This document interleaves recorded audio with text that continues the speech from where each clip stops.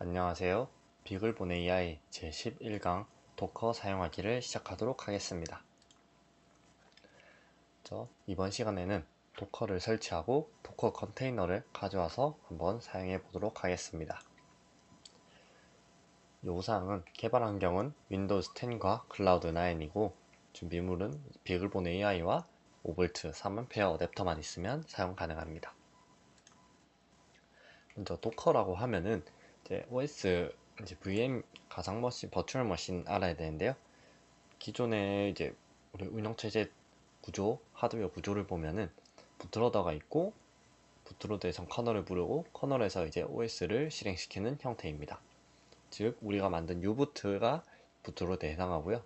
커널은 4.14 버전 해당 내용이 커널에 대해서 대한 내용이고 OS는 대비한 몇 버전이 OS가 됩니다. 한번 이에 대해서 살펴보겠습니다.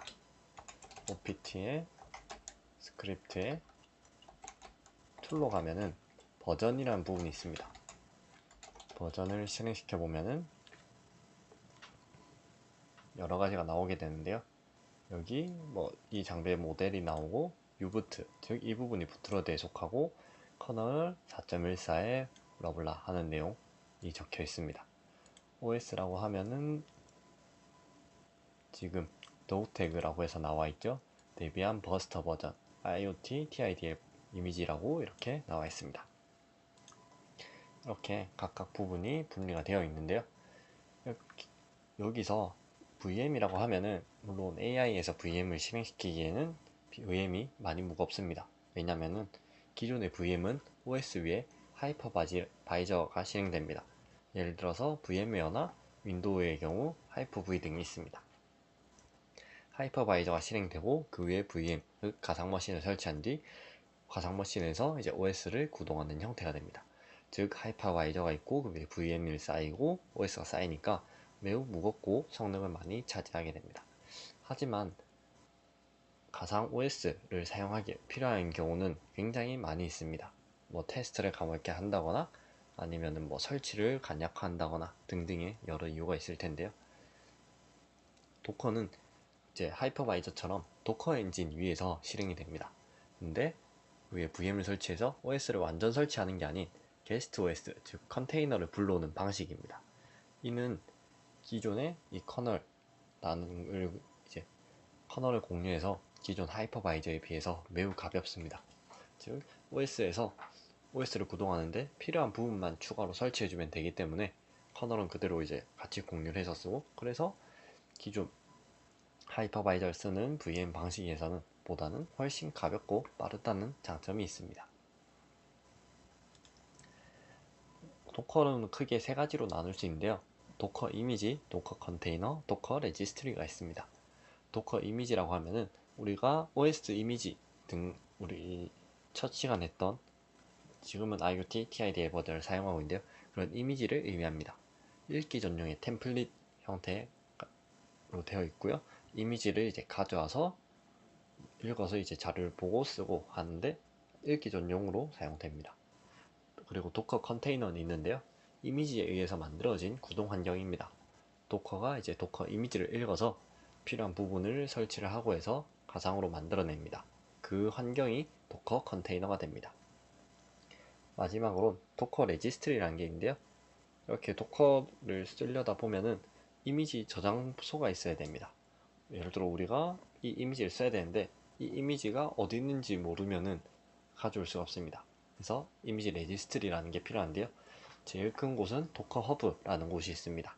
도커 허브에서 도커 이미지를 받아와서 컨테이너를 생성할 수도 있고요. 혹은 개인적으로 도커 레지스트리를 구축할 수도 있습니다. 이렇게 도커를 사용하는 이유가 뭐냐면은, 예를 들어서 우리는 지금 똑같은 이미지에 똑같은 방식을 거쳐서 만들어 왔습니다. 하지만 장비가 조금 달라진다, 혹은 OS 버전이 조금 달라진다 그러면은 설치되어 있는 Node.js 버전이 바뀔 수도 있고 파이썬 버전 혹은 C++, G++ 그런 버전이 변경될 수도 있습니다. 그럼 변경됐을 때 해당 점을 반영해서 모든 것을 커버하기는 어렵기 때문에 이 도커, 즉 가상화 컨테이너를 이용해서 사용을 한다면은 동일한 컨테이너, 즉 동일한 환경에서 작업이 가능해서 도커를 사용하는 것입니다. 그러면 도커를 한번 설치해 보도록 하겠습니다. 설치는 비교적 간단한데요. 저 curl 명령어는 인터넷에서 파일을 다운받는 명령어입니다. 이를 그냥 여기서 바로 실행해 주면 됩니다. cd로 홈으로 이동한 다음 실행해 주도록 하겠습니다. 정지하기 위해서 이제 컨트롤 C를 누르면 되고요. 이쪽에서 가져와서 저는 이제 이미 설치가 되어 있기 때문에 이렇게 나오게 되는데요. 만약 설치가 안 되어 있다면은 이제 뭐 문제를 일으킬 수 있다고는 하는데 일단 그대로 진행해 보겠습니다. 자동으로 이제 관리자 권한으로 실행하다 보니까 중간에 관리자 비밀번호를 입력하라는 내용이 나올 수 있습니다. 해당 내용이 나온다 하면은 비밀번호를 입력해 주시면 되겠습니다. 설치 자체는 이제 그랩 뒤에 쉘 명령어로 하는 거다 보니까 쉘 명령어가 알아서 설치할 거라서 시간은 조금 소요될 수가 있는데요. 일단 그대로 기다려 주시면 되겠습니다. 그러면 한번 설치를 진행해 보겠습니다. 네, 설치가 완료되었습니다. 아마 저랑 조금 다르게 뜰 수 있는데요. 일단 설치가 완료되면은 도커 엔진 이렇게 클라이언트 쪽과 커뮤니티, 클라이언트와 서버라고 해서 이렇게 나올 것입니다. 이제 OS 아키텍처는 뭐 리눅스의 ARM으로 되어 있고요. 그 외에 이제 도커 버전 등이 나와 있습니다. 고로 되면 고 버전 등이 나와 있고요. 사실 뭐 그냥 이렇게만 봐주시면 됩니다. 그리고 도커를 실행할 때 대비한 쪽 이제 권한 문제가 될 수 있기 때문에 이 명령어를 그대로 복사를 해서 권한을 변경해 줍니다. 기본적으로는 이제 수도 명령어로 실행이 돼야 되는데요. 이제 도커의 이름으로 유저 권한이 실행되는 게 아니라 데비안으로 실행되는 것을 의미합니다. 이제 유저 모드는 유저 상태를 바꾸는 거고요. AG로 둘 다 되어 있으면은 append랑 G 같은 경우에는 사용자의 그룹을 변경하는 이제 다른 그룹에 속하게 할 때 사용되는 명령어입니다. 그래서 권한을 바꿔주었고요. 앞에 대비한 그대로 사용해 주시면 되겠습니다. 그럼 자본 다 설치되었는지 도커 버전으로 명령어를 입력해 보겠습니다. 그냥 도커를 쓰고 버전이라고 하면은 아까 봤듯이 클라이언트랑 서버 대해서 정보가 나오는 것을 확인할 수 있습니다. 그러면 도커 명령어 실행이 가능한 것을 확인을 했고요. 한번 도커를 사용해 보도록 하겠습니다. 제일 먼저 도커 run 이러면 도커를 실행한다 라는 명령어인데요. 그리고 우분투에 이제 콜론은 앞에 거는 이제 이미지 이름, 뒤에 거는 이제 git 같은 경우 보면 브랜치라고 있는데 그런 버전을 의미한다고 보시면 되겠습니다. 즉 우분투 이미지를 가져오는데 16.04 버전을 가져오는 것입니다. 를 실행해 줍니다. 런을 할 땐 이제 이미지가 있고 그 이미지를 기반으로 컨테이너를 생성하게 되는데요. 만약에 이미지가 없다 라고 하면은 이 우분투에 대한 이미지를 받아올 것입니다. 만약에 설치된 이미지들을 보고 싶다면은 docker images 라고 하면은 현재 설치된 이미지 목록들이 나오고요. 이 이미지들을 이제 지울 수도 있습니다. 예를 들어서 docker 먼저 docker images -q라고 하는 옵션을 하면은 이 앞에 있는 이미지 id가 나오게 됩니다. 이 id를 가지고 지울 수 있는데요. docker rmi 제일 위에 있는 부분을 지워보겠습니다. 아니면 아까 받았던 우분투의 id가 d니까 이렇게 적어주면은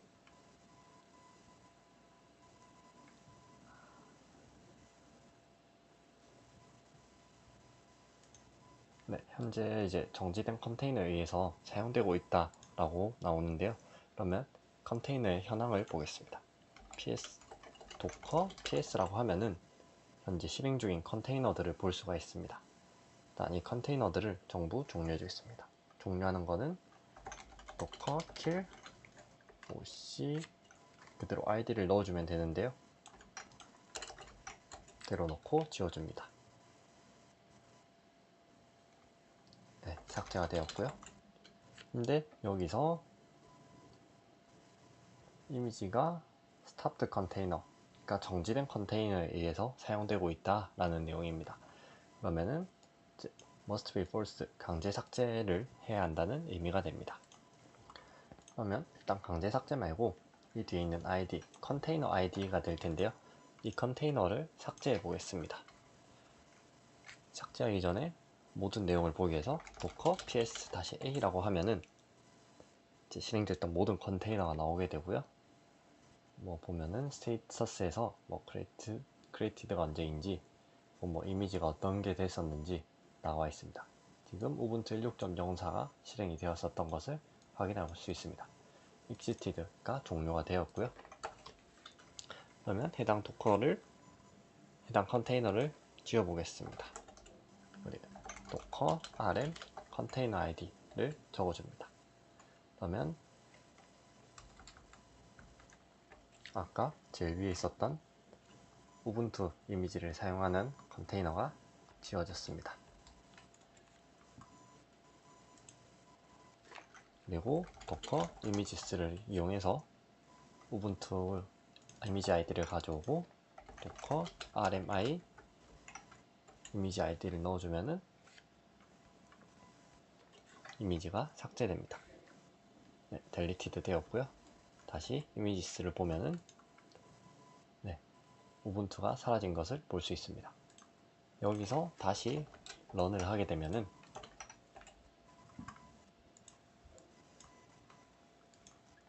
unable to find image locally, 그러니까 현재 저장된 이미지가 없다라고 해서 이미지를 가져오게 됩니다.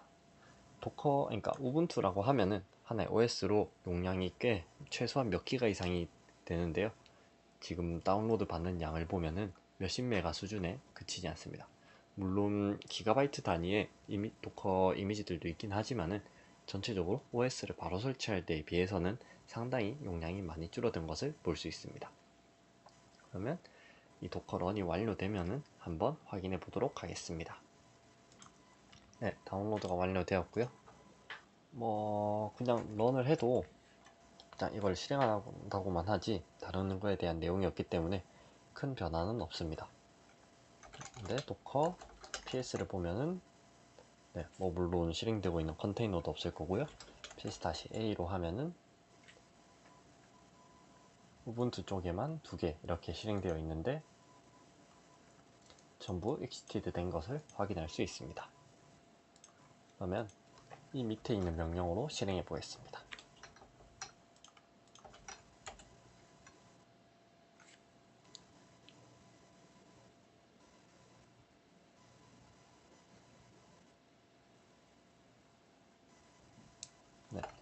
실행된 것을 볼 수가 있고요.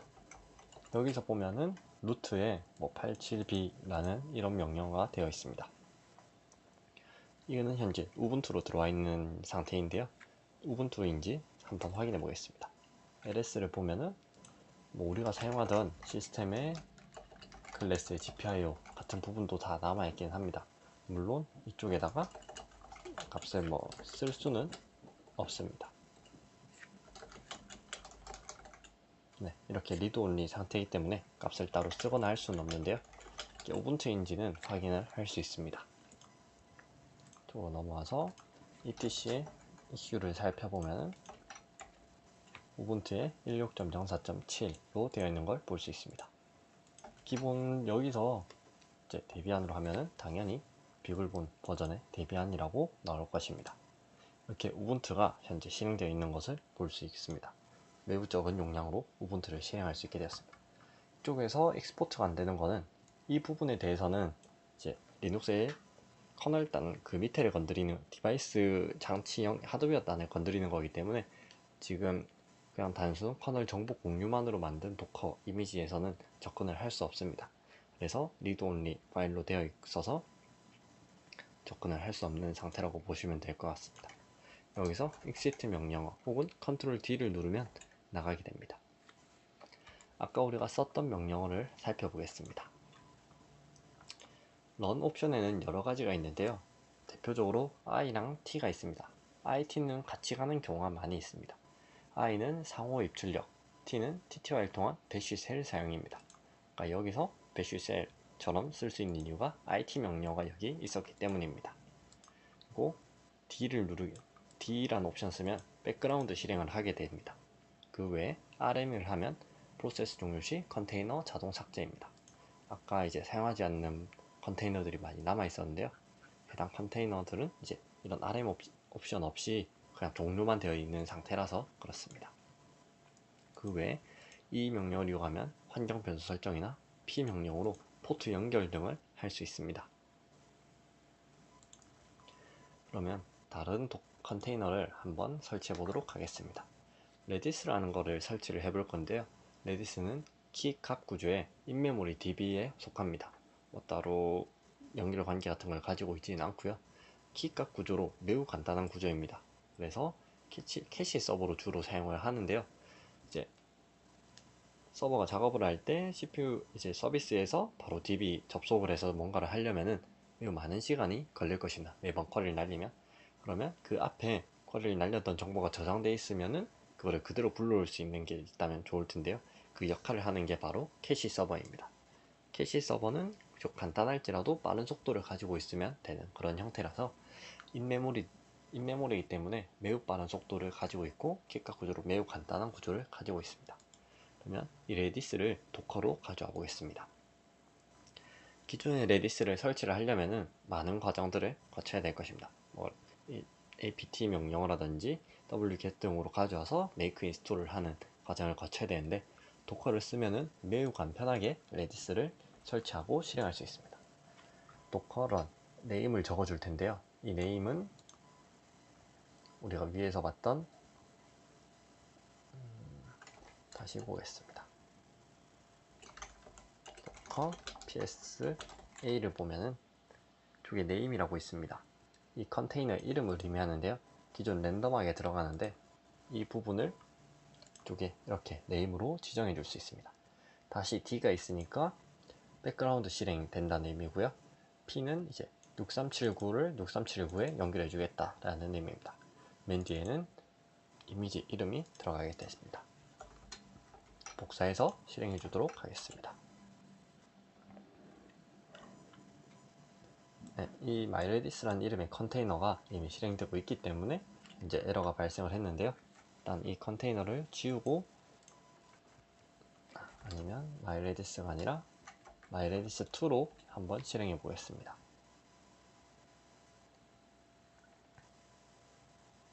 네, 다시 여기서 docker ps라고 입력해 보면 이미지 redis 이미지가 실행됐고 컨테이너 id 등 그리고 myredis2라는 이름의 redis 이미지로 컨테이너가 실행되고 있는 걸 볼 수 있습니다. 그러면 이제 레디스를 사용하기 위해서는 뭐 DB가 있다면 DB를 볼 수 있는 그런 프로그램들이 있습니다. 레디스는 레디스 클라이언트라는 게 있는데요. 여기 레디스 클라이언트를 그대로 가져와서 실행해 보겠습니다. 여기는 IT, 즉 우리가 입출력을 할 수 있게 모드를 해놓고요. 링크를 할 텐데요. 아까 만든 myredis, 저는 myredis2가 되겠죠. 그리고 뒤에는 이제 이 앞에는 이름이고 이 뒤에는 이 이미지가 됩니다. 그리고 만약에 RM 옵션을 적어 주었고요. redis CLI를 실행하고 이걸 그대로 뒤에 실행하라는 의미가 됩니다. redis CLI를 실행할 텐데 포트는 6379번이라는 의미가 됩니다. 이를 바로 실행해 보겠습니다.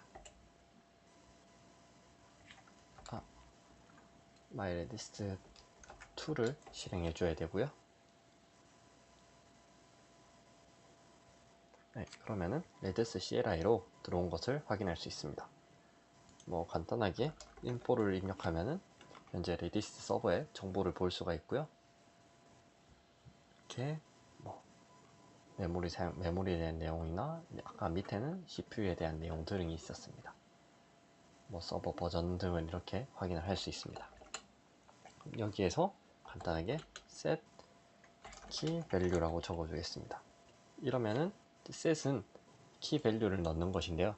키 값으로는 key, value 값으로는 value가 들어간 것입니다. 그래서 get key를 하면 value가 나오게 됩니다. 만약에 set a 1이라고 하면은 키 값은 a가 되고 value는 1이 됩니다. 그러면 get a를 했을 때 1이 나는 값이 나올 것입니다. 그 외에 뭐 keys 별을 하면은 모든 키 값들을 다 불러올 수도 있고요. 이렇게 redis CLI를 사용할 수 있습니다. 나가기 위해서는 exit를 입력해주면 됩니다. 그러면은 ps로 뭐 그냥 redis CLI 종료되고 redis만 남아있는 것을 볼 수 있습니다. 이렇게 redis를 사용해 보았고요. 이렇게 테스트를 해 보았습니다. 이것을 종료하기 위해서는 아까 했던 docker kill 그리고 컨테이너 아이디를 복사해서 뒤에 붙여줍니다. 그러면은 다시 ps를 하면은 이 컨테이너가 종료된 것을 확인할 수 있습니다. 그러면 다른 컨테이너들을 한번 보도록 하겠습니다. 일단 uname으로 이를 확인해 줄 텐데요. 아까 말씀드렸다시피 커널을 공유한다고 했습니다. 즉 커널이 동일해야지 사용을 할 수 같은 뭐 다른 이미지들을 사용할 수 있다는 건데요. 현재 커널은 ARM의 V7, V7이 되겠습니다. 이에 해당하는 ARM32비트의 V7으로 이동해 보겠습니다. 도커V에 위치해 있는 ARM32 V7이 이제 사용 가능하다고 되어 있는 여러 이미지들입니다. 뭐 고스트 이제 블로그 플랫폼 같은 거나 아니면 러스트, 노드 혹은 뭐 파이썬 그 외에 엘릭서 같은 이런 언어들도 사용할 수 있도록 보이고요. 엔진엑스 같은 뭐 서비스 웹 서버 제공 플랫폼이라든지 배시도 볼 수 있습니다. 그 외에 아까 우리가 봤던 페도라나 우분투도 여기 다 올라와 있어서 이렇게 사용할 수 있도록 되어 있고요. 그 외에는 뭐 루비도 언어고 PHP 이런 언어 혹은 워드프레스 등도 이렇게 확인할 수 있습니다. 이를 클릭해서 들어가 보면은 설명이 나와 있고 이제 도커 파일 링크로 아까 우리가 콜론 뒤에 붙여줬던 태그라고 보시면 되겠습니다. 그래서 워드프레스 콜론 PHP 7.2를 하면은 PHP 7.2 버전의 도커 워드프레스를 가져와서 설치를 할 것입니다. 이렇게 도커를 사용할 수 있는 것을 살펴보았습니다. 그럼 이것으로 비글본 AI 11강을 마치도록 하겠습니다. 감사합니다.